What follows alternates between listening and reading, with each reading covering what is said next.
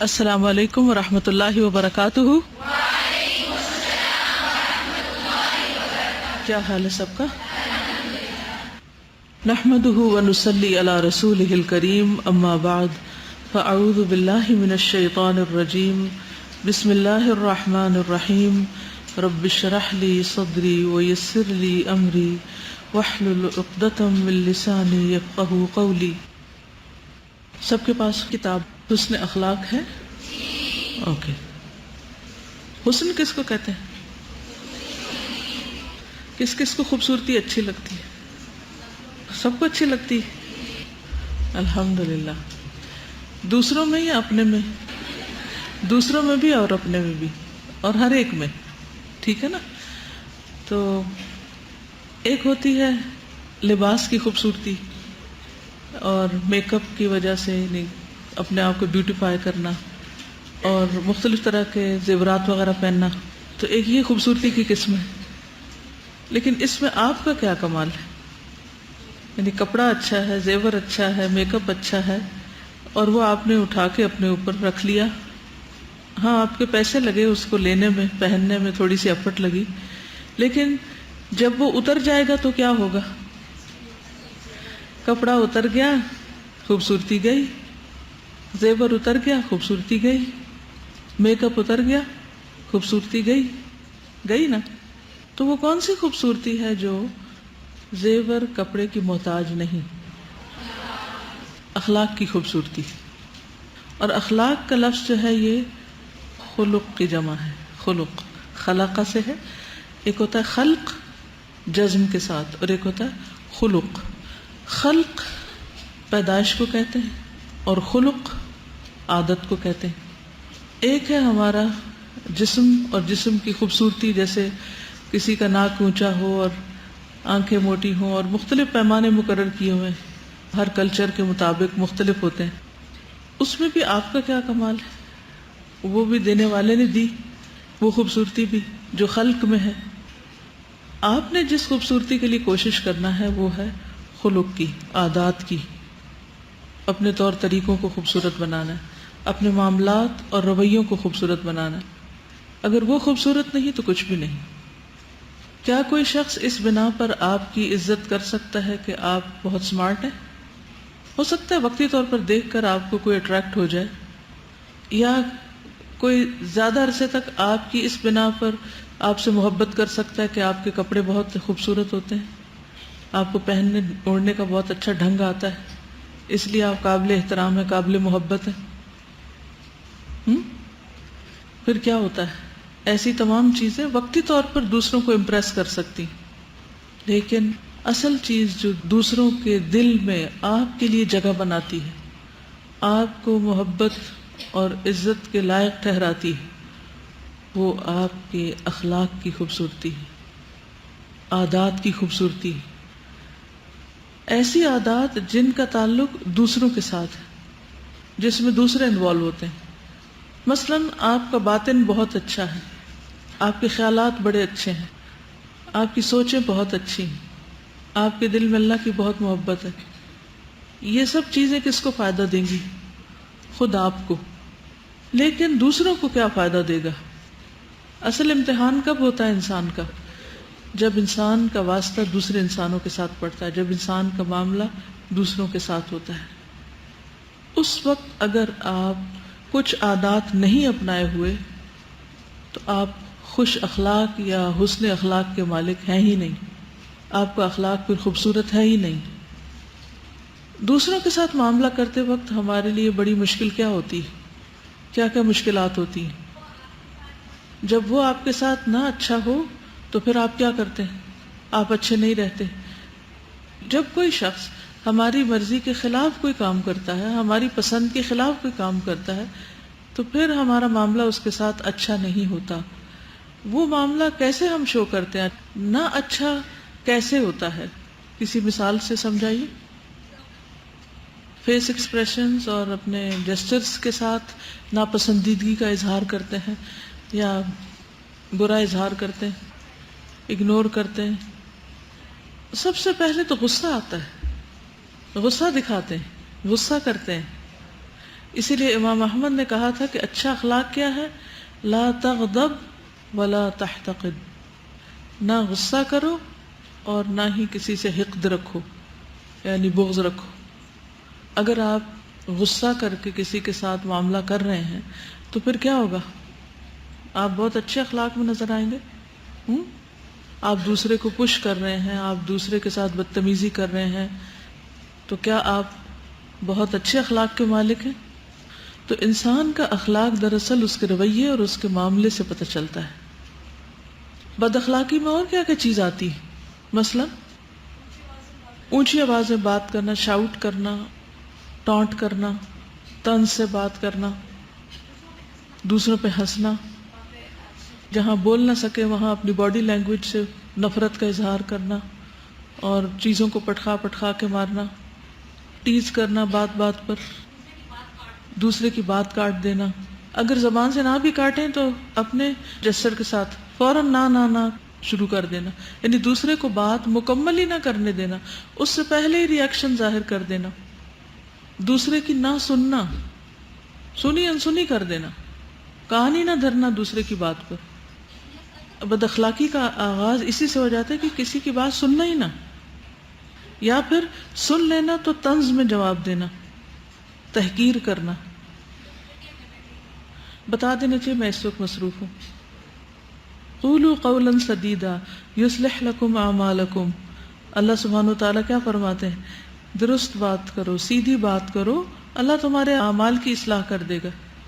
مثلا کل کسی نے مجھ سے کہا کہ میں آپ سے ملنا چاہتی ہوں، مسئلہ انہوں نے بتایا، میں نے کہا یہ مسئلہ مجھ سے متعلق نہیں ہے، اس لیے مجھ سے ملنے کا فائدہ نہیں ہے۔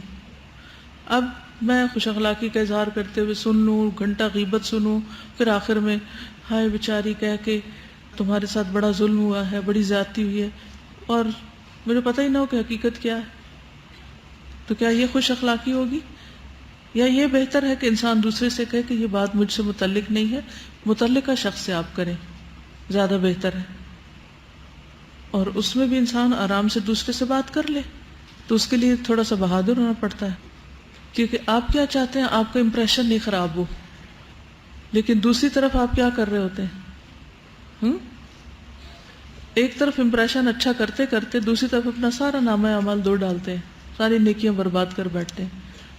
تو اس لیے ہم سب کے لیے ضروری ہے کہ ہم اچھے اخلاق کی نہ صرف یہ کہ ڈیفینیشن جانتے ہوں، بلکہ بوقت ضرورت اس کو استعمال کرنے والے ہوں۔ ٹھیک ہے، الحمدللہ یہ کتاب حسن اخلاق میں نے فروری 2006 میں پڑھائی تھی ٹورانٹو میں، ٹورانٹو میں ہی 2008 میں مکمل ہوئی تھی۔ اس کے بعد اس میں مختلف طرح کی سجیشنز آتی رہی، کچھ چیزیں اس میں اور ڈالنے کے لیے کہا گیا، جن میں سے ایک شکر اور ایک عفو یعنی معاف کر دینا، اور 2 ازدواجی زندگی سے متعلق ابواب تھے۔ تو الحمدللہ کل 4 ابواب کے اضافے کے بعد پھر نئی کتاب آئی ہے حسن اخلاق کے نام سے۔ اس میں صرف یہ 4 چیپٹر کی ایڈیشن ہے۔ یہ 4 چیپٹر چونکہ میں نے پڑھائے نہیں، اس لیے سوچا کہ آپ لوگوں کو پڑھا دیے جائیں۔ کتاب پڑھانے کا طریقہ جو رہا وہ میں آپ سے ذکر کر دیتی ہوں، کیونکہ ہم اسی پیٹرن کو فالو کریں گے۔ چونکہ اس کتاب میں ہم نے قرآن مجید کی آیات کے ساتھ احادیث جمع کی ہیں، اس لیے ہم حدیث پڑھنے سے پہلے درود شریف پڑھیں گے، پھر اس کے بعد میں حدیث پڑھوں گی آپ کے لیے، اس کا بامحاورہ ترجمہ کروں گی، پھر حدیث کہلواؤں گی آپ کو تاکہ آپ لوگ بھی اس کو صحیح تلفظ کے ساتھ پڑھ سکیں۔ پھر اس کے بعد ایک ایک حدیث کی الگ الگ وضاحت ہوگی، اور ہر حدیث کے ہر لفظ کا لفظی ترجمہ کیا جائے گا، اور مختصر وضاحت کے بعد اس کی کچھ تفصیل بیان ہوگی، اور کچھ عملی زندگی کی ٹپس آپس میں ڈسکس کی جائیں گی۔ ٹھیک ہے، تو چلیے ہم شروع کرتے ہیں۔ آج ہم پڑھیں گے الشکر، شکر کے بارے میں، صفحہ نمبر 13 نئی کتاب کا۔ بسم اللہ الرحمن الرحیم۔ شکر، قال اللہ تعالی وَكُم مِّنَ الشَّاكِرِينَ، اللہ تعالیٰ کا ارشاد ہے اور شکر کرنے والوں میں سے ہو جاؤ۔ سورۃ الاعراف آیت 144۔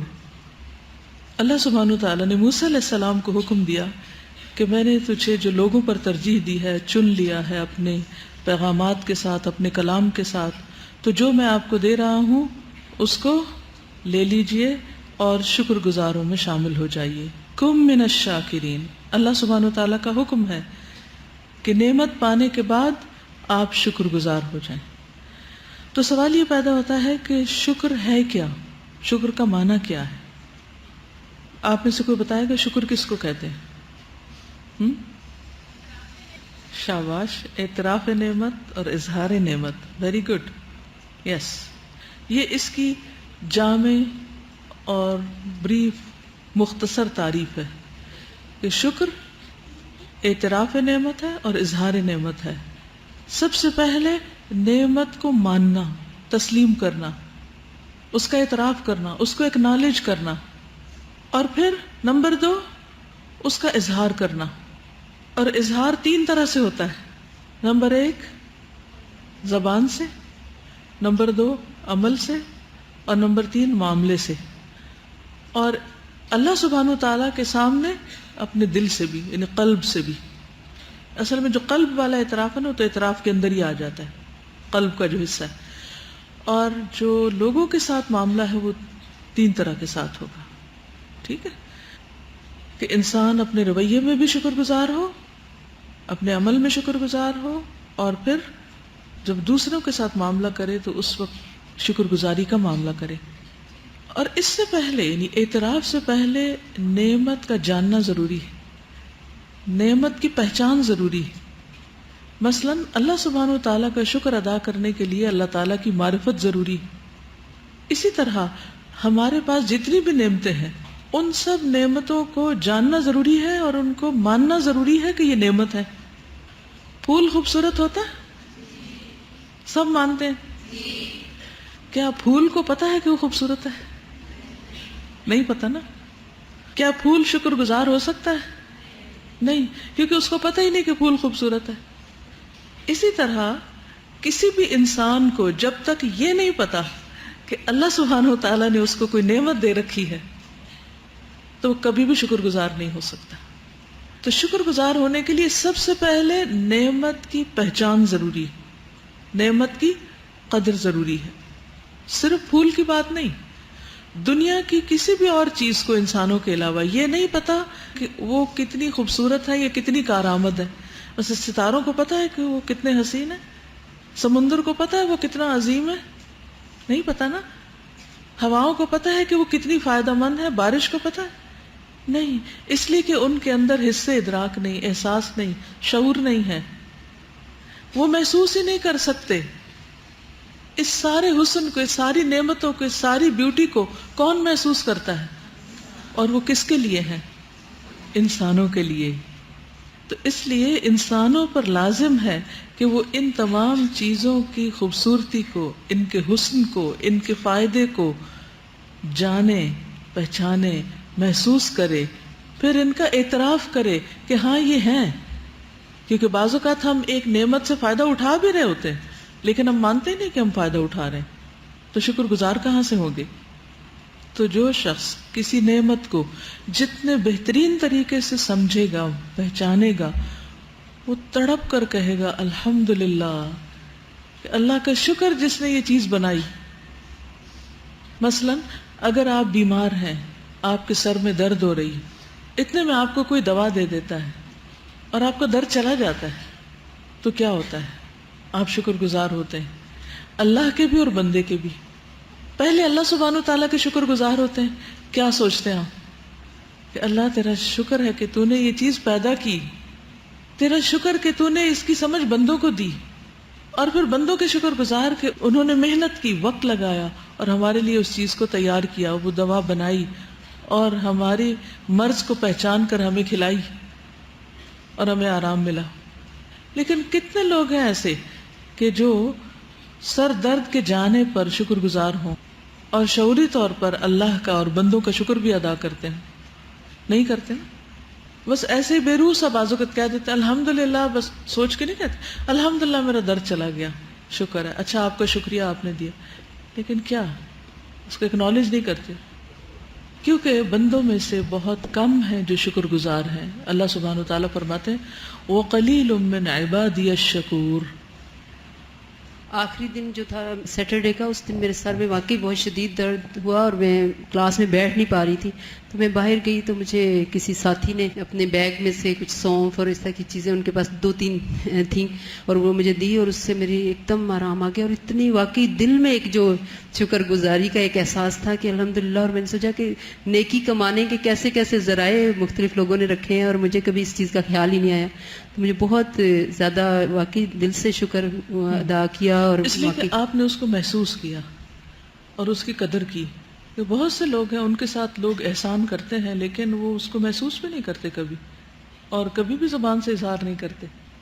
تو شکر ادا کرنے کے لیے سب سے پہلے نعمت کی پہچان، اور جو جتنی زیادہ پہچان رکھتا ہوگا، جس کی پہچان میں جتنی ڈیپتھ ہوگی، اس کے شکر میں بھی اتنی ہی ڈیپتھ ہوگی، اس کا شکر بھی اتنا ہی ویلیوبل ہوگا، اور وہ اتنا ہی زیادہ اللہ سبحانہ وتعالیٰ کی بڑائی بیان کرنے والا ہوگا. وَرَبَّكَ فَكَبِّرْ. اب دیکھیے کہ ہم صبح سویرے جب اٹھتے، اب یہاں پر حکم دیا جا رہا ہے کم من الشاکرین، شکر گزاروں میں سے ہو جائیے، شکر گزاروں میں شامل ہو جائیے. اب مثال کے طور پر آپ دیکھیے کہ جب ہم بحیثیت ایک مومن کے صبح آنکھ کھولتے ہیں، ہماری نیند پوری ہوتی، تو ہمارے منہ پر کیا الفاظ ہونے چاہیے؟ الحمدللہ الذی احیانا بعدما اماتنا والیہ النشور. زندگی ملی ہے آج، مجھے ایک نیا دن ملا ہے، مجھے اس میں شکر گزار ہونا ہے. تو یہ دعا آپ اس لیے پڑھتے ہیں. کیا صبح جب آپ کو اٹھایا جائے تو خوش ہو کر اٹھتے؟ زندگی مل رہی ہے، اٹھو، زندگی انجوائے کرو. کیا کرتے ہیں ہم؟ قلیل من عبادی الشکور. ہم ناراض ہوتے کیوں اٹھا رہے ہو ہمیں؟ اٹھنا ہی نہیں چاہتے، اور اس غصے میں دعا بھی بھول جاتے ہیں پھر کبھی. اب صبح کا ہونا کتنی بڑی نعمت ہے. اگر اللہ سبحانہ وتعالیٰ رات ہی رکھے اور صبح نہ کرے تو پھر کیا ہو؟ تو صبح کا ہونا، سورج کا نکلنا، فریش ایئر کا ہونا، اور پوری کائنات کا اللہ سبحانہ وتعالیٰ کے لیے صبح کرنا، یہ سب ایسی چیزیں ہیں جن پر ہمیں شکر گزار ہونا چاہیے. اصبحنا واصبح الملک للہ. آگے کیا ہے؟ والحمد للہ. یہ کون کہے گا دل کے ساتھ جو واقعی صبح کے ہونے پر شکر گزار ہوگا؟ والحمد للہ ولا الہ الا اللہ. anyway، جب بھوک لگتی ہے تو کیا کرتے ہیں ہم؟ کھانا کھا لیتے ہیں. پھر کیا حکم ہے ہمیں کیا کریں؟ الحمد للہ الذی اطعمنا وسقانا وجعلنا مسلمین، اور دعائیں بھی ہیں. اب آپ دیکھیے کہ جب ہم بولتے ہیں اس وقت الحمدللہ، یا پانی پیتے ہیں، پیاس لگتی ہے تو کیا ہے ہمارے لیے؟ پانی. اور جب ہم پانی پیتے ہیں تو کیا حکم ہے، کیا کریں؟ الحمدللہ کہیں. تو یہ کیا ہے دراصل؟ کم من الشاکرین. یہ کرنا لازم ہے، تب ہم شکر گزاروں میں شامل ہوں گے. اسی طرح پھر ہم تھک جاتے ہیں تو اب نیند کیا ہے؟ نعمت ہے. نیند کا نہ آنا کتنی بڑی آزمائش، کتنی بڑی مصیبت ہے. ان سے پوچھئے جن کو نیند نہیں آتی. تو جب آپ کو نیند آ جاتی ہے تو اس پر بھی آپ شکر ادا کرتے ہوئے سوتے ہیں. کیا دعا پڑھتے ہیں؟ اللہم بسمک اموت و احیا، اور اللہم اسلمت نفسی الیک، اور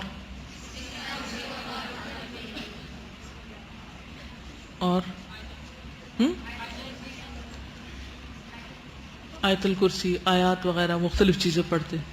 یعنی اللہ سبحانہ وتعالیٰ کو یاد کر کے سوتے ہیں. تو یہ آپ کی زبان کیا کر رہی ہوتی ہے؟ رب کی بڑائی بیان کر رہی ہوتی ہے، شکر ادا کر رہی ہوتی کہ اللہ تیرا شکر ہے کہ تو نے مجھے بستر دیا، گھر دیا، اور سونے کی طاقت دی کہ میں سو سکتی تاکہ میری تھکاوٹ اتر جائے. ابھی کم من الشاکرین میں یہ چیز بھی آتی ہے کہ انسان کو جو نعمتیں ملی ہیں ان کا صحیح استعمال بھی کرے. نعمتوں میں صحیح تصرف کرنا. کیا بجلی ایک نعمت ہے؟ کتنے ہی لوگ ہیں جو کمرے سے نکلتے وقت، واش روم سے نکلتے وقت بجلی بند نہیں کرتے، پنکھے کھلے رہتے ہیں. کیوں؟ اس لیے کہ کون سا ہم نے بل دینا ہے. لیکن جب ہم ناجائز طور پر بجلی ضائع کرتے، اس کا مطلب ہم کسی اور کا حق مار رہے ہیں. اگر ہم یہ ضائع نہ کرتے تو یہ حصہ کسی اور کو مل جاتا. انسان کی بہت بڑی ضرورت علم حاصل کرنا ہے، کیونکہ علم سے ہی معرفت ہوتی ہے، علم سے ہی انسان نعمتوں کو پہچانتا ہے اور پھر اس کا شکر ادا کرتا ہے. تو اگر علم ہی نہیں، پتہ ہی نہیں، جانتا ہی نہیں کہ یہ اللہ کا حکم ہے کہ کم من الشاکرین، تو کیسے وہ کرے گا؟ پھر آپ دیکھیے کہ قرآن مجید کی سب سے پہلی آیت سورۃ الفاتحہ میں کیا ہے؟ الحمد للہ رب العالمین. سب تعریف، سب شکر اللہ رب العالمین کے لیے ہے، کیونکہ جو بندہ اللہ کی یاد میں جیتا ہے اس کو ہر طرف اللہ سبحانہ وتعالیٰ کی نعمتیں بکھری ہوئی نظر آتی ہیں. اس لیے قدم قدم پر وہ اللہ تعالیٰ کا شکر ادا کرتا ہے. وہ اٹھتا ہے تو شکر ادا کرتا ہے کہ شکر ہے مجھے اٹھنے کے قابل بنایا. وہ بیٹھتا ہے تو شکر ادا کرتا ہے. وہ ایک قدم بھی اٹھاتا ہے تو دل میں شکر گزار ہوتا ہے کہ اللہ تعالیٰ نے اس کو چلنے کی صلاحیت عطا کی. اس لیے کہ جب ہم کسی کی تعریف کرتے ہیں تو بندوں میں سے بہت سے لوگ ایسے ہیں کہ جن کی اس نعمت کا فیض ہمیں نہیں پہنچتا تو وہ صرف تعریف ہوتی. تو جس نعمت کا فیض پہنچے اس پر صرف تعریف نہیں ہوتی، شکر بھی ہوتا ہے. تو اللہ سبحانہ وتعالیٰ کی جتنی بھی نعمتیں ان سب کا ہمیں فیض پہنچ رہا ہے. ٹھیک ہے، مثلا کسی انسان کی یا پھول کی تعریف کریں ہم تو ضروری تو نہیں کہ وہ پھول ہمیں مل جائے گا یا ہم اس سے کوئی فائدہ اٹھائیں گے، تو ہم صرف اس کی تعریف کر دیتے ہیں. لیکن اللہ تعالیٰ نے اگر وہ پھول بنایا تو اللہ تعالیٰ کی ہم جس میں شکر آتی، شکر اس لیے ادا کرتے ہیں کہ اس کا ڈائریکٹ یا انڈائریکٹ فائدہ ہمیں پہنچ رہا ہوتا ہے. ٹھیک. پھر ہے اللہ سبحانہ وتعالیٰ فرماتے ہیں قال اللہ تعالیٰ فاذکرونی اذکرکم واشکروا لی ولا تکفرونی. سورۃ البقرہ 152. اللہ تعالیٰ کا ارشاد ہے پس تم مجھے یاد رکھو میں تمہیں یاد رکھوں گا، اور میرا شکر ادا کرو اور میری ناشکری مت کرو. پچھلی آیت میں شکر کا حکم تھا اور یہاں پر شکر کے اپوزٹ ناشکری سے روکا گیا ہے. یعنی اگر تم شکر ادا نہیں کرتے تو کم از کم کیا نہ کرو، ناشکری نہ کرو. اول تو ہمیں حکم دیا گیا واشکروا لی، میرا شکر ادا کرو اور میری ناشکری نہ کرو. تو گویا جہاں ایک طرف ہمیں شکر ادا کرنا ہے وہاں دوسری طرف ناشکری بھی نہیں کرنی. کیونکہ ایسا بہت دفعہ ہوتا ہے کہ ہم کچھ چیزوں پر تو بہت شکر گزار ہوتے ہیں، کھانا پینا سونا جاگنا یہ ساری بڑی بڑی نعمتیں ہمیں نظر آ رہی ہوتی ہیں، ہم ان پر شکر بھی ادا کر لیتے ہیں یا کم از کم رٹے رٹائے جملے بول دیتے ہیں، بندوں کو بھی تھینک یو کہہ دیتے ہیں. لیکن دوسری طرف ہم کچھ چیزوں پر مسلسل ناشکری کر رہے ہوتے ہیں. حقیقت یہ ہے کہ اس دنیا کی خاصیت ایسی ہے، اس دنیا کی حقیقت یہ ہے کہ اس میں سب کچھ ہمارے لیے پسندیدہ نہیں ہے، کیونکہ یہ جنت نہیں. اللہ سبحانہ وتعالیٰ نے راحتیں، نعمتیں، سکون کہاں رکھ دیا ہے؟ جنت میں. اور ہم اس کو دنیا میں تلاش کرتے ہیں. جب ہمیں وہ سب کچھ نہیں ملتا جو ہم دنیا میں چاہتے ہیں تو پھر ہمارے اندر کیا پیدا ہو جاتا ہے؟ شکوہ، شکایت، یہ کیوں نہیں، یہ کیوں نہیں، یہ کیوں نہیں. جب وہ شکایتیں پیدا ہوتی ہیں تو پھر شکایت شکر کو ختم کر دیتی، ہم شکر گزار نہیں رہتے. تو یہ یاد رکھیے کہ دنیا میں مکمل راحت کسی کو بھی نہیں ملی، کوئی بھی نعمت اپنی مکمل شکل میں نہیں ملی سوائے قرآن مجید کے، دین اسلام کے. الیوم اکملت لکم دینکم، یہ ایک مکمل نعمت ہے جو ہمیں دنیا میں ملی. باقی تمام چیزیں جو ہیں ان میں کمی بیشی ہوتی رہتی. اگر وہ ٹھیک ٹھاک بھی ملی ہے تو بھی وقت ایک جیسا نہیں رہتا، کبھی اس میں زیادتی ہو جاتی، کبھی کمی ہو جاتی. اور ہم یہ سب جانتے ہیں کہ کس طرح بدلتے وقت کے ساتھ ہمارے اندر کے حالات میں، باہر کے حالات میں تبدیلیاں آ جاتی ہیں، لوگوں کے اندر تبدیلی آ جاتی. کل تک وہ لوگ جو آپ کی بہت قدر کرنے والے ہوتے ہیں ایک دم آپ سے بے پرواہ ہو جاتے ہیں، بے نیاز ہو جاتے ہیں. اسی طرح ماں باپ بھی جب آپ بہت چھوٹے ہوتے ہیں تو اور طرح کی کیئر کرتے ہیں، جب ذرا جوان ہوتے ہیں اور طرح کرتے ہیں، اور جب آپ اور بڑے ہوتے ہیں تو پھر ان میں بھی فرق آ جاتا ہے. تو ہر چیز کے اندر ایک مسلسل تبدیلی اور تغیر کا عمل جاری ہے. اور پھر آپ دیکھیے کہ انسانوں میں سے کسی کو کم ملا ہے، کسی کو زیادہ ملا ہے، یہ بھی امتحان کے لیے. کسی کو ذہانت زیادہ ملی ہے، کسی کو بولنے کی قوت زیادہ ملی ہے، کسی کے اندر غور و فکر کا مادہ بہت ہے، کسی کو اللہ سبحانہ و تعالیٰ نے حسن کا بہت بڑا حصہ عطا کیا ہے، جیسے یوسف علیہ السلام تھے یا اور بھی دنیا میں لوگ ہوتے ہیں. تو کسی کے پاس نعمت ہے اور کسی کے پاس ذرا کم ہے. یہ نہیں کہ بالکل ہی نہیں، لیکن ذرا کم ہے. تو ایسی صورت میں انسان کو ہر حال میں شکر گزار رہنا چاہیے، کیونکہ جب نعمت کم ہوتی ہے تو وہاں ناشکری آ جاتی ہے. تو اللہ سبحانہ وتعالیٰ کس چیز سے منع فرما رہے ہیں؟ وَلَا تَكْفُرُونِ، میری ناشکری نہ کرو. عربی کا ایک شاعر کہتا ہے کہ طُبِعَتْ عَلَى قَدْرٍ وَأَنْتَ تُرِيدُهَا صَفْوًا مِنَ الْأَقْدَارِ وَالْأَكْدَارِ، کہ یہ دنیا گدلی ہے، اس کی نیچر میں گدلا پن ہے، لیکن انسان کیا چاہتا ہے کہ اس کو کیا ملے؟ ہر چیز سے صاف، یعنی دنیا کی ہر چیز ہر آلائش سے صاف ہو، ہر نعمت ایسی ہو کہ جس کے اندر کسی قسم کی کوئی آلائش نہ ہو. لیکن دنیا کی حقیقت کیا ہے کہ اس میں پھول کے ساتھ کانٹا بھی ہے، اونٹ کے ساتھ ہمپ بھی ہے، اور جھٹکے بھی لگتے ہیں. اس کی سواری کر لیتے ہیں لیکن اس میں دھکے بھی لگتے ہیں. دودھ کتنی بڑی نعمت ہے، پی لیں تو پھر کلی بھی کرنی پڑتی ہے. سویٹ کھا لیں تو کیا کرنا پڑتا ہے؟ دانت صاف کرنا پڑتا ہے.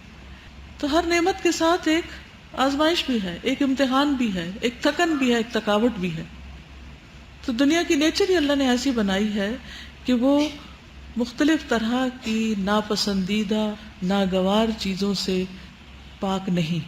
اس لیے بہت احتمال ہے کہ انسان کے اندر ہر وقت کسی نہ کسی تکلیف کی وجہ سے ناشکری پیدا ہو جائے اور وہ ناراض ہو جائے بندوں سے یا اللہ سبحانہ وتعالیٰ سے. اب مثلاً شوہر کیا چاہتا ہے؟ اس کو ایسی بیوی ملے جس میں کوئی خامی نہ ہو. کیا یہ ممکن ہے؟ لڑکی کیا چاہتی ہے؟ اس کو ایسا ہسبینڈ ملے کہ جس میں کوئی کمی نہ ہو. کیا ایسا ممکن ہے؟ نہیں ممکن. ہم کیا چاہتے ہیں؟ ایسی اولاد ہو کہ جو ہر لحاظ سے پرفیکٹ. کیا ایسا ممکن؟ نہیں ممکن. استاد کیا چاہتے ہیں؟ کیسے شاگرد ملے؟ اوبیڈینٹ اور بہت محنتی، اور جو ان کو سکھائیں بس پورا پورا سیکھیں. لیکن وہ ان کے بس کی بات نہیں ہے، سب ایسا نہیں کر سکتے. کوئی کم کرے گا، کوئی زیادہ کرے گا. تو یہ دنیا کی حقیقت ہے. یعنی دنیا کو اگر ایک گلاس سے تشبیہ دیں تو اس گلاس میں گدلا پن ہے، یہ کسی بھی طرح اسپاٹ لیس نہیں ہو سکتا. کتنا بھی آپ چمکا کے گلاس کو رکھیں نا، کہیں نہ کہیں کچھ نہ کچھ اس میں دھندلاہٹ آ جاتی ہے. اور کچھ نہیں تو پہلی دفعہ ہی پانی پینے جب آپ کے ہاتھ لگتے ہیں نا تو آپ کے ہاتھوں کی گرمائش سے ہی اس پہ گدلاہٹ آ جاتی ہے. کچھ چیزوں کے اندر تو آلریڈی ہے، اور کچھ آپ کے تصرف یا آپ کے معاملے کی وجہ سے چیزیں گدلی ہو جاتی. برانڈ نیو چیز آپ لیتے ہیں، کیا ہوتا ہے تھوڑے دن کے بعد؟ اسکریچز آ جاتے ہیں، کچھ نہ کچھ اس کے اندر کمی بیشی ہو جاتی. تو نعمت کا ملنا، اعتراف نعمت شکر لاتا ہے، لیکن جب نعمتوں کے اندر کوئی کمی آتی ہے تو انسان کے اندر ناشکری پیدا ہو جاتی ہے. تو اللہ سبحانہ وتعالیٰ نے اسٹاپ لگایا، وَلَا تَكْفُرُونِ، میری ناشکری مت کرنا. اسی طرح آپ دیکھیے کہ دنیا میں طرح طرح کے مسائل ہیں. ہر انسان کی زندگی میں کوئی نہ کوئی مسئلہ ہے کہ نہیں؟ کسی مسئلے کا نام لیجئے. جی، بیماری. کسی کو بیماری کا مسئلہ ہے، کسی کو قد کا مسئلہ، کسی کو موٹاپے کا مسئلہ، کسی کو پتلا ہونے کا مسئلہ ہے، کسی کو بیمار ہونے کا ہے، کسی کو شادی نہ ہونا مسئلہ اور شادی ہونا بھی مسئلہ ہے، بچے ہونا بھی مسئلہ، نہ ہونا بھی مسئلہ ہے. کس قدر مسائل ہیں. تو جو شخص مسائل میں الجھا رہتا ہے اور مسائل ہی بیان کرتا رہتا ہے وہ کبھی شکر گزار نہیں ہو سکتا. عقل مند وہ ہے جو مسائل سے اوپر اٹھ کے سوچے. شکر گزار وہ ہوتا ہے جو مسائل سے ابو ہو جائے، کیونکہ اس کو پتہ ہے یہ مسائل ہیں. میں سمندر کا سفر کر رہا ہوں تو طوفانی ہوائیں ہوں گی، اسموتھ سیلنگ نہیں ہو سکتی، اوپر نیچے ہوگا کچھ نہ کچھ. آپ جہاز پہ بیٹھ جائیں، آپ گاڑی میں بیٹھ جائیں، آپ کسی بھی سواری پہ بیٹھ جائیں، کیا یہ ممکن ہے کہ اس میں آپ کو کسی بھی قسم کی کوئی تکلیف نہ ہو، کوئی جھٹکا نہ لگے، کوئی راستے میں کوئی رکاوٹ نہ آئے؟ کوئی نہیں. کوئی چیز بتائیے جس کے ساتھ مسئلہ نہ ہو، کوئی انسان بتائیے جس کے ساتھ مسئلہ نہ ہو، کوئی کام بتائیے جس میں کوئی مسئلہ نہ ہو. ہے کوئی؟ اب رویے دو طرح کے ہوتے ہیں. کچھ لوگ ہوتے ہیں ان کی نظر مسلسل اس پہ رہتی ہے کہ اس میں خیر کا کیا پہلو ہے اور اس کو ہم کس طرح بہتر طور پر استعمال کریں، خواہ اپنا وقت ہو، زندگی ہو، صلاحیتیں ہوں، یا کام ہو اس کو انجوائے کیسے کریں، یا کوئی ذمہ داری ہو اس کو نبھائیں کیسے، یا کوئی انسان ہمارے لیے ڈیفیکلٹ ہو تو اس سے کیسے معاملہ کریں، کوئی بچہ بیمار ہے، وہ ڈیفیکلٹ ہے، وہ تنگ کرتا ہے، کچھ بھی، یا آپ کی ورک پلیس پر ایسے لوگ ہیں جو آپ سے تعاون نہیں کرتے. یہ سب مسئلے ہیں، یہ اپنی جگہ ہے، یہ رہیں گے، یہ کبھی بھی ختم نہیں ہو سکتے کیونکہ یہ اس دنیا کی نیچر ہے. ہم کیا چاہتے ہیں کہ کانٹوں سے پاک دنیا بنا لے، یہ نہیں بن سکتی. کیونکہ امپرفیکٹ دنیا ہے. تو اگر ہم شکر گزار ہونا چاہتے ہیں اور ناشکری سے بچنا چاہتے ہیں تو ہمیں مسائل سے اوپر اٹھ جانا ہے. مسائل حل کرنے ہیں لیکن مسائل کو عذر نہیں بنا لینا, اور مسائل کی وجہ سے اپنے کام کی رفتار میں, اپنے اخلاق میں, اپنے معاملے میں بگاڑ نہیں آنے دینا. فیلئر ہوتا ہی وہاں ہے جہاں انسان مسائل کو بہانہ بنا کر بد اخلاق ہو جاتا ہے, کام چھوڑ بیٹھتا ہے, کم ہمت ہو جاتا ہے. وہ ایک راستہ چھوڑ کے دوسرے پہ چلتا ہے, وہاں اس سے بھی زیادہ مسائل ہوتے ہیں. پھر اس کو چھوڑ کے ایک اور اختیار کر لیتا ہے, ادھر اس سے بھی زیادہ ہوتے ہیں. نتیجہ کیا ہوتا ہے؟ عدم استقامت کی وجہ سے زندگی میں کوئی بڑا کام نہیں کر پاتے اور اپنا وقت ضائع کر بیٹھتے ہیں. مثلا بجلی کا مسئلہ ہے, اپنے بہت سے کام جو ان سے اس کو ریزن بنا لیتے ہیں. جی اب مثلا مجھے ہمیشہ نہایت خاموشی میں پڑھنے کی ضرورت ہوتی ہے کیونکہ مجھے شور بہت زیادہ بادر کرتا ہے, حتیٰ کہ میں سخت گرمی برداشت کر لیتی ہوں, پنکھا نہیں آن کرتی, صرف اس وجہ سے کہ میرا یہ کام زیادہ امپورٹنٹ ہے. میرے جسم کو اگر ہوا نہ بھی لگی, گرمی میں بھی نچڑ گئی تو کوئی بات نہیں, لیکن جو کام ہے وہ اعلیٰ درجے کا ہو. لیکن ہوتا کیا ہے کہ جس کمرے میں میں بیٹھتی ہوں اس کے نیچے یہ جو آپ اے سی میں بیٹھتے ہیں نا, اس کی پوری مشینیں لگی ہوئی, وہ چلتی رہتی ہیں, ان کا مسلسل شور ہوتا ہے. جب وہ بجلی جاتی ہے تو مشینیں بند ہو جاتی ہیں, لیکن جنریٹر یعنی یہ میری کھڑکی کے بالکل ہی ساتھ ہے, تو اس سے بھی کہیں دھماکے دار شور شروع ہو جاتا ہے. پھر اس سے زیادہ شور وہ سامنے فاسٹ کی بلڈنگ میں, ان کا بھی شاید جنریٹر اسی طرح ہے, اگر میں باہر نکلوں تو وہ اس کا شور ہوتا ہے. تو سکون کہیں نہیں ہے. لیکن کیا پھر ان مسائل کی وجہ سے میں کہوں کہ میں آج نہیں پڑھا سکتی کیونکہ بہت شور ہے اور میں غور و فکر نہیں کر سکی اور میں کوالٹی نہیں دے سکتی؟ نہیں, اللہ سبحانہ وتعالیٰ نے جو بھی موقع دیا ایکسپٹ کر لیں اس کو کہ یہ شور ہے اور یہ ہوگا اور یہ رہے گا. اس لیے مجھے اس کی طرف توجہ کرنے کی بجائے توجہ اس پہ رکھنی چاہیے کہ مجھے اس سے اگلے لمحے کیا کرنا ہے.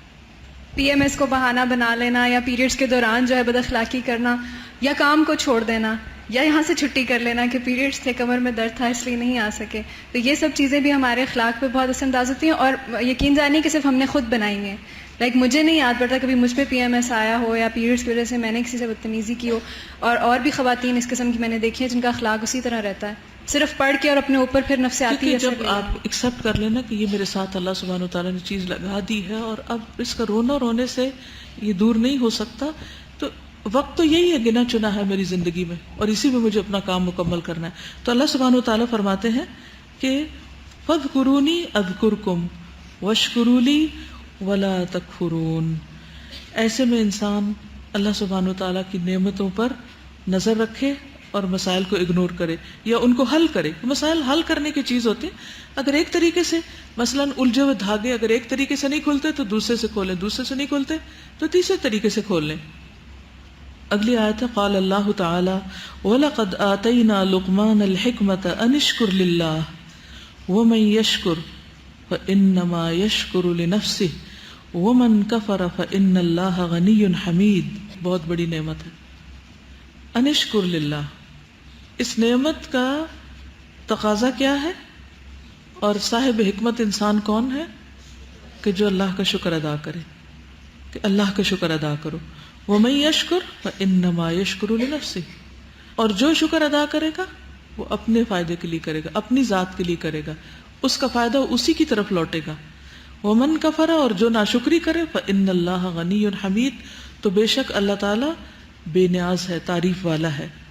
یعنی اللہ سبحانہ وتعالیٰ کو اس سے کوئی فرق نہیں پڑتا کہ کوئی اس کی تعریف کرے یا نہ کرے, اس کی نعمتوں کو کوئی پہچانے یا نہ پہچانے, وہ اس سے بالکل بے نیاز ہے, وہ اپنی ذات میں تعریف والا ہے. تو اگر اللہ کی تعریف ہم کرتے ہیں تو اس کا فائدہ بھی ہمیں ہوتا ہے. تو اس لیے ضروری ہے کہ ہم ناشکری سے پرہیز کریں. اب دیکھیے کہ یہاں پر واضح طور پر حکم دیا گیا انشکر للہ, کہ سب سے پہلے اللہ کے شکر گزار ہو. وہ انسان صاحب حکمت نہیں ہو سکتا جو اللہ کا ناشکرا ہو, اللہ سے ناراض ہو, اللہ سے شکوے کرے. شکر گزار انسان کی علامت کیا ہوگی؟ جو شخص اللہ کا شکر گزار ہوگا اس کی علامت کیا ہوگی؟ آپ اپنے اندر غور کیجئے کہ میں اللہ کی شکر گزار ہوں یا نہیں. اگر ہوں تو اپنی اس کیفیت کو بیان کیجئے. اللہ سبحانہ تعالیٰ کی چھوٹی یا بڑی نعمت کو پا کر آپ تھرلڈ ہوتے ہیں, اردو میں لفظ مجھے نہیں معلوم کیا کہنا چاہیے، لیکن آپ نعمتوں کو دیکھ کر پا کر آپ کے اندر ایک تھرل ہو. ایک طرف انسان کے اندر ایک خوشی کی کیفیت ہوتی ہے، دوسری طرف اس کے آنسو آ جاتے ہیں. یعنی آپ کے اندر ایسے جذبات پیدا ہو جائیں کہ آپ کی روح اور آپ کے سارے احساسات اور جذبات اللہ سبحانہ وتعالیٰ کے لیے خاص ہو جائیں. تو شکر گزاری کیا ہے کہ آپ کے اندر ایک خوشی کی لہر دوڑ جائے. یعنی آپ تھرل کو کیسے کہہ سکتے ہیں کہ نعمت کو پا کر، نعمت کو جان کر، نعمت کا احساس ہوتے ہی آپ کے اندر ایک خوشی کی لہر دوڑ جائے اور آپ کے احساسات اور جذبات سارے کے سارے اللہ سبحانہ وتعالیٰ کے لیے ہو جائیں. اور پھر ان جذبات میں آپ مسکرا بھی پڑیں یا آپ رو پڑیں، یہ شکر گزاری کا اظہار ہے. اور پھر یہ تو آپ کے جسم کے ساتھ ہے نا، زبان سے آپ بول پڑیں الحمدللہ، اللہ اکبر، سبحان اللہ. یعنی الحمدللہ تو ہے ہی کلمۃ الشکر، لیکن سبحان اللہ کہنا بھی اسی میں آتا ہے، کیونکہ ہم اللہ سبحانہ وتعالیٰ کو ہر عیب سے پاک قرار دے رہے ہیں.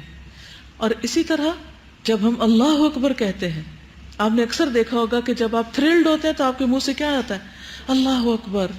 ایک دم بے اختیار آپ کی زبان سے نکلتا ہے کہ اللہ سب سے بڑا ہے. گویا آپ نے اعتراف کر لیا کہ یہ اللہ ہی کی وجہ سے نعمت ملی ہے، مجھے یا کسی اور کو یا کہیں بھی. اب ایک انسان جس کی یہ کیفیت ہو کہ وہ ایک خوشی کے گہرے احساس میں ہے، اللہ سبحانہ وتعالیٰ پر راضی ہے، زبان اس کی کہہ رہی ہے رضیت باللہ ربًا، الحمدللہ رب العالمین، اللہ تو میرا رب، یا کسی بھی طرح وہ اپنے زبان سے اللہ سبحانہ وتعالیٰ کی تعریف کے کوئی بھی کلمات نکالے، تو یہ سب کچھ کیا ہوگا؟ شکر ہوگا. حتیٰ کہ تکلیف میں بھی. یعنی شکر صرف اس وقت نہیں ہوتا جب انسان کو خوشی ملتی ہے، شکر اس وقت بھی جب کوئی تکلیف. وہ کیوں؟ تکلیف کے موقع پر شکر کیوں ادا کریں؟ تکلیف اللہ سبحانہ وتعالیٰ کے قریب کرنے کا موقع دیتی ہے آپ کو، جو اس سے پہلے آپ اس کی طرف متوجہ ہی نہیں. اب کیا ہوگا؟ تکلیف آنے پر آپ کی دعائیں بڑھ جائیں گی، ذکر بڑھ جائے گا، جو اس سے پہلے آپ غافل تھے، اس طرح کر ہی نہیں رہے تھے. اور کیا ہوتا ہے؟ یس، اس سے بڑی بھی ہو سکتی تھی. اور گناہوں کی معافی، گناہ جھڑ جائیں گے، درجات بلند ہوں گے. اس تکلیف سے اللہ تعالیٰ بہت کچھ سکھائے گا، کیونکہ بعض اوقات انسان ایسے سبق سیکھتا ہے کہ جو عام حالات میں کسی کتاب یا استاد سے نہیں سیکھ سکتا جب تک وہ سر پہ پڑتی نہیں. پھر اس کے بعد تکلیف سے نکلنے کے بعد شکر گزار ہوتا ہے. اور وہ شکر گزاری صرف نعمت کے ملنے پر بھی نہیں ہوتی، جب آپ مشکل سے نکل آتے ہیں تو آپ شکر گزار ہوتے ہیں. تو وہ تکلیف آئے گی اور جائے گی تو آپ کو شکر ادا کرنے کا موقع ملے گا. اور جب یہ سب کچھ ہوگا تو وَمَن يَشْكُرْ فَإِنَّمَا يَشْكُرُ لِنَفْسِهِ. اچھا، یہ شکر کچھ موقعوں پر ہی ہونا چاہیے کہ اکثر ہونا چاہیے یا کیسے رہنا چاہیے؟ ایک مستقل کیفیت بن جانی چاہیے. اس کا فائدہ کیا ہوگا کہ آپ کی زندگی سے غم بھاگ جائیں گے، کڑن جلن اور مختلف طرح کی تکلیفوں کا احساس ختم ہونے لگے گا، کیونکہ آپ شکر گزار ہیں. اب آپ کے پاس چوائس ہے، چاہے تو ہر وقت پریشان رہیں، اور پریشان رہنے کی عادت ہوتی ہے، پریشانیاں بھی ہوتی ہیں لیکن وہ بعض اوقات اتنی زیادہ ہو جاتی ہیں کہ انسان کو عادت پڑ جاتی. اور اگر کسی دن پریشانی نہ ہو تو پھر پریشان ہوتا ہے کہ پریشانی کیوں نہیں. پھر وہ لوگوں کو پریشان کرنے کی بھی عادت ہوتی. کچھ لوگ ہمیشہ ہی منفی بات کوئی کریں گے، شکایت ہی لگائیں گے، شکوہ ہی کریں گے، اچھی بات ان کو کوئی نظر نہیں آتی. عادت ہوتی ہے، یہ ایک اخلاق بن جاتا ہے. تو اسی لیے حسن اخلاق میں یہ چیپٹر ڈالا گیا تاکہ یہ شکر جو ہے یہ ہماری زندگی کا ایک لازمی حصہ بن جائے. مومن دو حالتوں میں سے ایک حالت میں ہر وقت ہوتا ہے، یا اس پر کوئی اچھی حالت ہوتی یا اس کے اوپر کوئی ناپسندیدہ حالت ہوتی. تو جس نے دونوں ہی حالتوں میں شکر کرنا ہے اس کے لیے پھر آسانیاں ہو جاتی ہیں. وہی اصل میں حقیقت میں اللہ سبحانہ وتعالیٰ کا شکر ادا کر رہا ہوتا ہے. تو شکر کیسے ادا کرنا؟ انشکر للہ، ہر حال میں شکر. الحمدللہ علی کل حال، ہر حال میں اللہ تعالیٰ کا شکر. اور ہر حال میں اس شکر سے اللہ سبحانہ وتعالیٰ کا قرب نصیب ہوتا چلا جائے گا اور اللہ کی محبت آپ کو نصیب ہوگی. دیکھیے، کوئی نعمت ہوتی ہے تو اس کے ساتھ تکلیف آتی ہے نا. جب نعمت ہی نہیں ہوگی تو تکلیف بھی نہیں آئے گی. مثلا آپ کی شادی ہو گئی، اب آپ کو مسائل پیش آ رہے ہیں، تو یہ مسائل کیوں پیش آئے؟ شادی سے پہلے تو یہ کوئی نہیں تھے، نعمت ہی نہیں تھی تو مسائل بھی نہیں تھے. آپ نے نعمت مانگی، دعائیں کی، وظیفے کیے، شادی ہوئی، اب آپ اس کی مشکلات سہنے کو تیار نہیں ہیں. تو یہ یاد رکھیے، جہاں نعمت ہوگی وہاں مشکلات ہوں گی. مثلا آپ کا گھر ہی نہیں تھا کوئی اس زمین پر، بڑی مشکل سے اللہ نے آپ کو ایک گھر دیا. کیا ہر گھر کے کوئی مسائل ہوتے ہیں؟ کوئی چھت کے، کوئی فرش کے، کوئی کھڑکیوں کے، کوئی جالیوں کے ہوتے ہیں، ہر طرح کے. یعنی آپ 7 اسٹار ہوٹل میں بھی چلے جائیں نا، وہاں بھی آپ نقص نکال سکتے ہیں کہ یہ چیز یوں نہیں، یہاں ہونی چاہیے تھی. ہر گھر کے مسائل ہوتے ہیں. اب کیا ہے کہ کیا آپ ہر وقت انہیں غموں میں جیے اور زندگی حرام کیے رکھے، یا کہ اللہ تیرا شکر ہے کہ تو نے ایک چھت دی ہے، یہ مسائل ہیں، یہ بھی اللہ ٹھیک کر دے گا، یا اللہ تو ان کو بھی درست کر دے. اور پریشان ہونے کے بجائے اس وقت کو دعاؤں میں گزارے، کیونکہ جو شکر ادا کرتا ہے اس کی نعمتیں باقی ہی نہیں رہتی بلکہ اور زیادہ ہو جاتی ہیں. یہ اللہ سبحانہ وتعالیٰ کا وعدہ ہے. اگلی آیت میں فرمایا وَإِذْ تَأَذَّنَ رَبُّكُمْ لَئِن شَكَرْتُمْ لَأَزِيدَنَّكُمْ وَلَئِن كَفَرْتُمْ إِنَّ عَذَابِي لَشَدِيدٌ. سورۃ ابراہیم آیت 7. اللہ تعالیٰ کا ارشاد ہے، اور جب تمہارے رب نے خبردار کر دیا تھا کہ البتہ اگر تم نے شکر ادا کیا تو میں تمہیں اور زیادہ دوں گا، اور اگر تم نے ناشکری کی تو بے شک میرا عذاب بہت شدید ہے. وَإِذْ تَأَذَّنَ، تَأَذَّنَ کا مطلب ہوتا ہے اعلان کر دیا، خبردار کر دیا، ربکم تمہارے رب نے، لَإِن شَكَرْتُمْ البتہ اگر تم نے شکر ادا کیا، لَأَزِيدَنَّكُمْ تو میں تم کو اور زیادہ دوں گا نعمتیں، تمہاری نعمتوں میں اضافہ ہو جائے گا اور اچھی چیزیں ملیں گی. وَلَئِن كَفَرْتُمْ اور اگر تم نے ناشکری کی، ہر وقت ناراض رہے اور ہر وقت اس کے منفی پہلو ہی دیکھتے رہے، ان عذابی لشدید بے شک میرا عذاب البتہ بہت شدید ہے. ایک شخص جس کو اللہ سبحانہ وتعالیٰ صحت مند زندگی دیتا ہے اور وہ ہر وقت اس بات پہ کڑتا رہے کہ میری ناک اللہ نے ایسی کیوں بنائی، یا میرے بال ایسے نہیں ہونے چاہیے تھے، یا میرا قد چھوٹا ہے، یا وغیرہ وغیرہ، تو کیا ہو سکتا ہے؟ پھر عذاب کی کیا صورت ہو سکتی؟ کوئی بیماری آ سکتی ہے، اور چیز جو اللہ نے دی ہے وہ چھن سکتی ہے. اور یہ اٹ سیلف ایک عذاب ہے کہ آپ کو جو ملا ہے اس پر آپ ناراض ہی ناراض ہیں، اور آپ پہچان ہی نہیں رہے کہ اللہ سبحانہ وتعالیٰ نے آپ کو نعمت دے رکھی ہے صحت کی شکل میں، اور بے شمار جو قوت، طاقت اور بہت سے کرنے کے کاموں کی صلاحیت. تو اب نیکسٹ ٹائم کوئی بھی چیز جو آپ کو بادر کرنے لگے تو فوراً آپ کیا سوچنے لگے کہ اس میں خیر کا پہلو کون سا ہے، اس میں بہترین چیز کیا ہے، اس میں اچھا رخ کون سا ہے. تو ایسا شخص جب اس تکلیف پر جو نعمت کے ساتھ آتی ہے اس پر صبر کرتا ہے تو اللہ سبحانہ وتعالیٰ اس کے درجے بلند کرتا ہے اور اس کو پہلے سے زیادہ مواقع عطا کرتا ہے اور بھی خیر کے کام کرنے کے.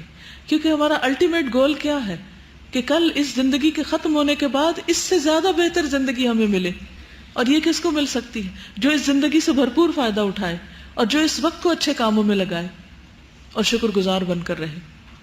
یہ بھی شیطان کا ایک ہتھ کنڈا ہے کہ وہ جو چیز ہمیں پسند نہیں ہوتی اسی پر فوکس کرائے رکھتا ہے، اور جو نعمتیں ہوتی ہیں ان کو ان کی طرف توجہ ہی نہیں ہوتی کہ اتنا کچھ اور بھی تو ملا ہوا ہے. بالکل، اسی لیے حدیث میں آتا ہے نا کہ دنیا کے معاملے میں تم اپنے سے کم والے کو دیکھو اور دین کے معاملے میں اپنے سے اوپر والے کو دیکھو. اس طرح کیا ہوگا؟ شکر گزاری ہوگی. اس طرح تمہاری نعمتیں تمہاری نگاہوں میں حقیر نہیں ہوں گی. یہی وجہ ہے کہ ہم لوگ دیکھتے ہیں کہ ہمارے ارد گرد کچھ لوگ انہی حالات میں رہتے ہوئے ہائیلی پروڈکٹیو ہوتے ہیں، اور کچھ لوگ ہر وقت یہی کہتے رہتے ہیں کہ مجھے یہ چیز نہیں ملی، یہ نہیں ملی ہے، تو میں اس لیے میں یہ نہیں کر سکا. بالکل. تو ہم میں سے ہر ایک کو یہ دیکھنا چاہیے کہ اس کو جو کچھ ملا ہے اس کے اندر رہ کر وہ اپنی صلاحیتوں کو، اپنے وقت کو، جو بھی نعمتیں اس کو ملی ہیں ان کو کس بہترین طریقے سے زیادہ سے زیادہ اچھے کاموں میں استعمال کر سکتا ہے. یہ ہے کرنے کا کام. اب اس پر غور و فکر آپ کیسے کریں گے؟ مثلا شیخ سعدی کا ایک واقعہ ملتا ہے. شیخ سعدی کے پاؤں میں کچھ تکلیف ہو گئی تو ان کو اپنے اوپر ترس آنے لگا کہ میرے پاؤں میں تکلیف. تو وہ کہیں جا رہے تھے تو انہوں نے دیکھا کہ ایک شخص کا پاؤں ہی نہیں ہے، پاؤں ہی نہیں ہے. تو انہیں فوراً ریئلائز ہوا کہ مجھے اللہ نے پاؤں تو دیا ہے، میں چل تو سکتا ہوں. تو اب کیا ہے کہ اگر پاؤں میں تکلیف ہے تو اس کو دیکھو جس کا پاؤں ہی نہیں ہے، اور اگر اللہ سبحانہ وتعالیٰ نے اچھا سب کچھ دیا، اچھے پاؤں دیے، اچھا چلنے پھرنے کی صلاحیت دی ہے، تو پھر جو بھی کام آپ کو ملے اس کو خوشی سے کریں، بھاگ بھاگ کے کریں. اب جب آپ اپنے جسم کو مثلاً زیادہ سے زیادہ تھکائیں گے، کام میں لگائیں گے، تو اس کے اندر کیا صلاحیت پیدا ہو جائے گی؟ اس کی کیپیسٹی اور زیادہ بڑھ جائے گی نیکی کمانے کی، کام کرنے کی. لیکن اگر آپ نے اس کو استعمال نہیں کیا تو کیا ہوگا؟ وہ پہلی بھی سکڑ جائے گی، وہ بھی ختم ہو جائے گی. مثلاً آپ اب قرآن مجید پڑھ رہے ہیں اور آپ کو ترجمہ یاد کرنا، فہم، روٹس اور ایکسپلینیشن اور تجوید کے رول اور یہ ساری چیزیں بہت مشکل لگتی. لیکن کبھی آپ نے سوچا کہ ان مشکلات سے گزر کر آپ کو فائدے کتنے مل رہے ہیں جو ان مشکلات سے کہیں زیادہ ہیں؟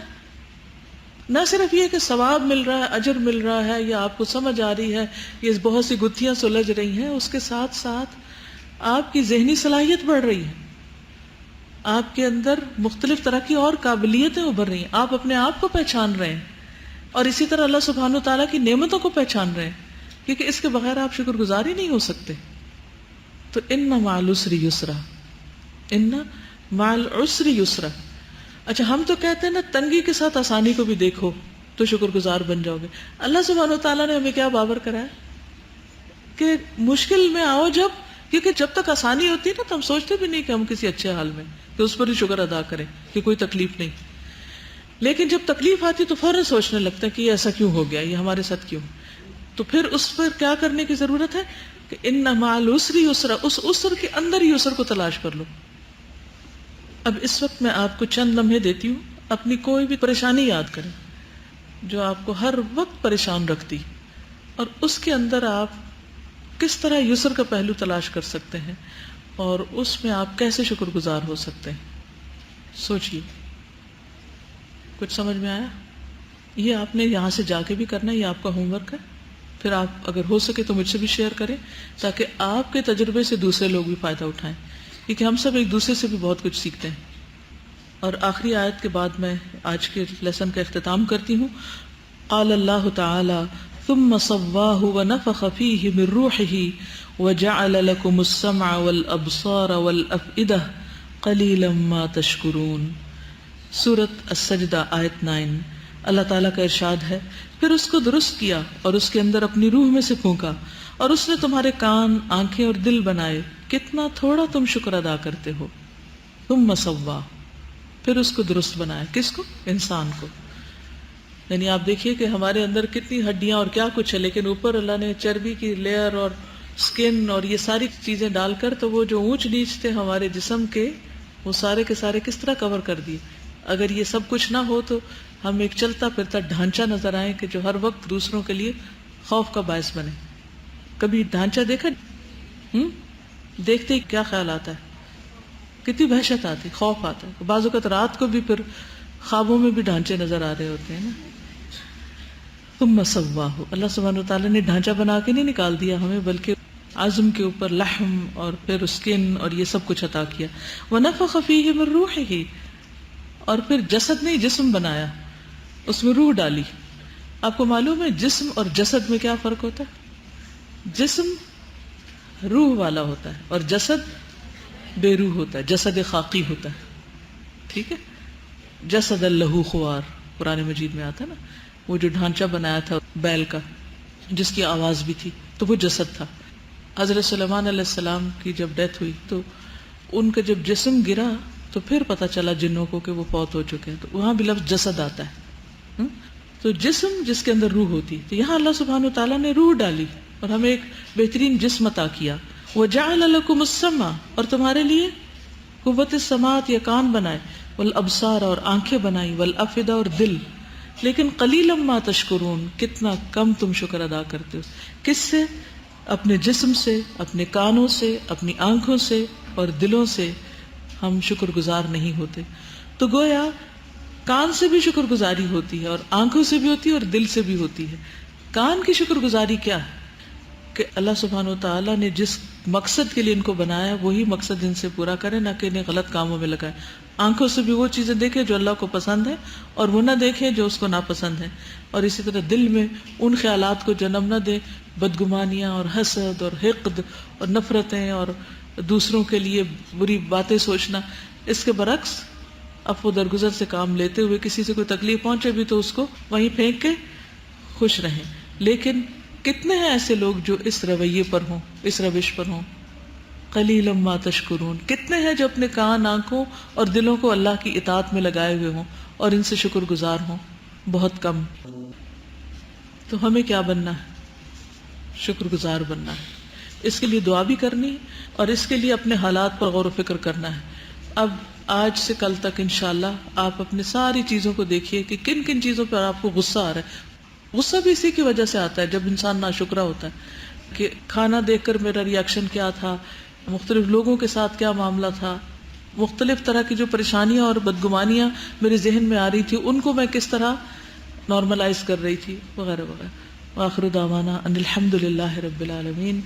سبحانک اللہم وبحمدک اشہد ان لا الہ الا انت استغفرک واتوب الیک.